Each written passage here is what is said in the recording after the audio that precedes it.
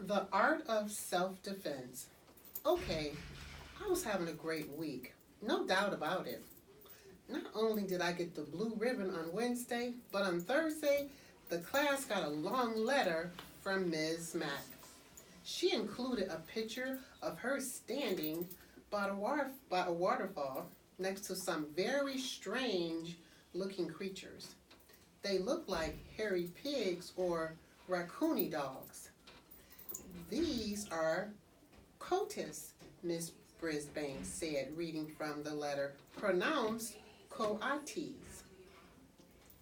Though coatis look weird, Miss Mack looked gorgeous, especially with all the red, yellow, and orange flowers surrounding her. How I wished I could be there with her. Except maybe for the fact that those coatis might not be hamster friendly. At the end of her letter, Miss Mack wrote, "So farewell to all my wonderful friends in room 26, especially the small one with the big heart, Humphrey. Sigh, sigh, sigh." Though the thought of Miss Mack made me happy, the weekend was coming up soon, and I always felt a little nervous about where I'd be spending it. When I decided on Thursday that I was going home with Golden Miranda Golden, I was so excited. I only got an 83% on my vocabulary test. Say you got 100%. I know this because this time when Miss Brisbane asked who got 100%, she raised her hand. I always figured that Miranda lived in a castle because she reminded me of a fairy tale princess in disguise. Wherever it was, it had to be wonderful if Miranda lived there. Well, Miranda's home wasn't exactly a castle, but it was very tall. Miranda lived in a fourth-floor apartment with her mom and her big dog, Clem. We had to take an elevator to get there. The apartment was nice. The mom was nice. Clem was not nice. Let me explain. Miranda has a small bedroom, and her mom let me stay there right on the desk. To welcome me, the two of them did a complete clean out of my cage. I'll bet nobody done this for a while, said Miranda's mom. She was right. Pretty soon, I felt like a brand new hamster. Suddenly, Clem bounded into the room, a big mass of yellow furry poking his huge nose right up against my cage. His wet nostrils were like two eyes staring in at me, and he stuck out a giant tongue that came at me like a tidal wave. Luckily, the cage protected me. "Mom," Miranda yelled, "please get Clem out of here." Thank heavens, Mom took Clem out for a walk in the park while Miranda showed me her room. She held pictures out of her friends and family up to the cage so I could see. Her dad, stepmom, her grandparents in Florida. Next, she introduced me to her goldfish, Fanny. She wasn't much of a conversationalist, I squeaked. "Nice to meet you, Fanny." And she said, "Blurb." I was thinking about how wonderful it would be to live with Miranda all the time when Clem returned from the park and galloped into the room. "Clem, stay out," Miranda shouted. But Clem just wagged his tail and barked. Miranda closed the door so the dog had to stay outside, but we could still hear him whining and crying like a baby out in the hall. Still, just being with Miranda made everything seem golden until her mom called her to go shopping. Miranda protested. Good girl, but Mom didn't want to stay inside on such a nice day. She had no choice, unless she was rude to her mom, which Miranda never would be. "I won't be gone long," Miranda told me. "And I'll make sure the door is shut tightly so Clem can't get in." Everything would be all right, I assured myself. After all, Miranda had said so.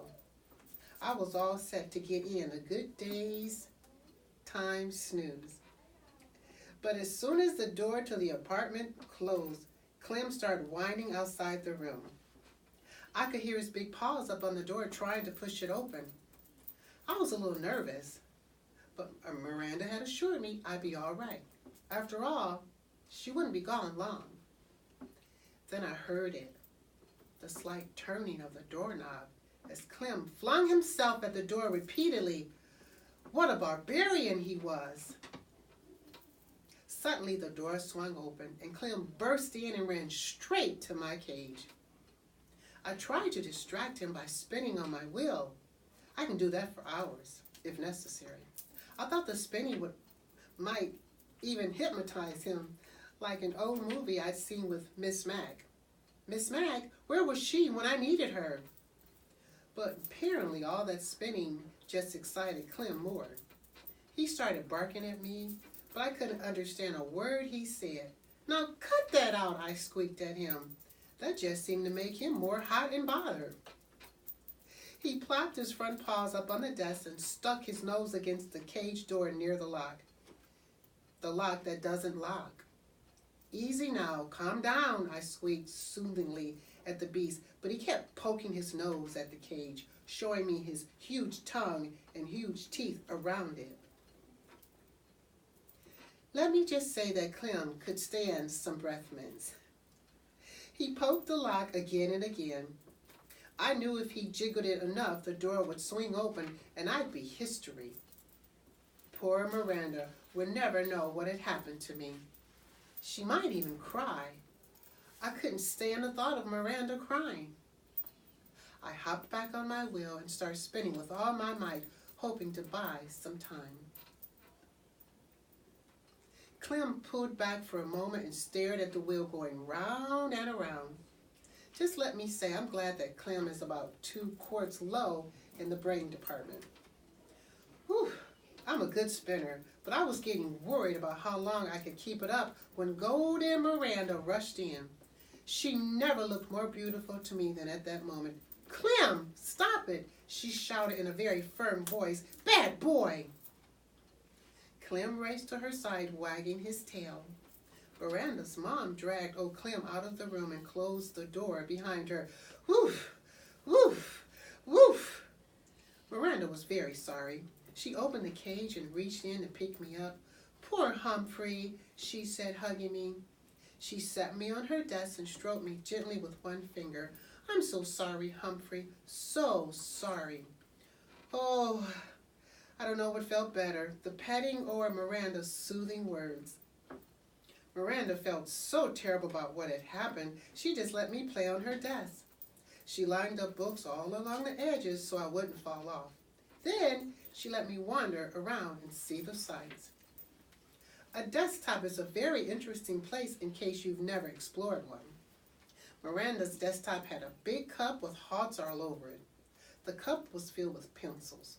Ah, pencils smell so sweet. She had a round silvery container of paper clips and a square purple container of rubber bands. She had lots of paper in a pink box, and she had a big fat dictionary. I could really use one of those. I wonder if they make those doll-sized dictionaries you can hide behind a hamster's mirror. Miranda giggled as she watched me check things out.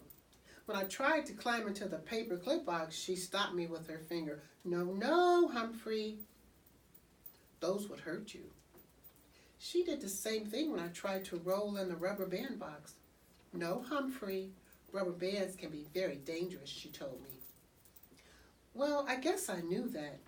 Hadn't Garth shot a rubber band at AJ last week and almost got sent to the Principal Morales'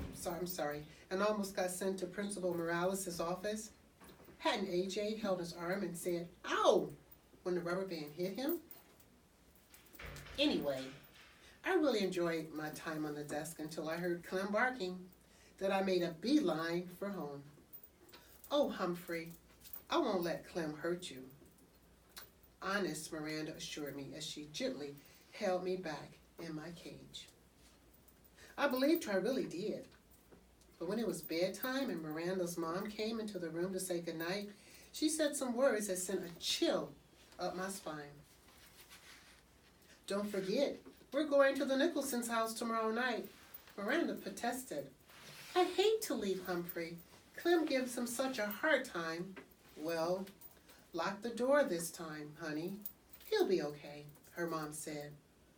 And tonight, Clem would be in my room. And her mother left. Miranda assured me that Clem loves to sleep in her mom's room. "But if anything happens and you get scared, just give me a squeak," she told me.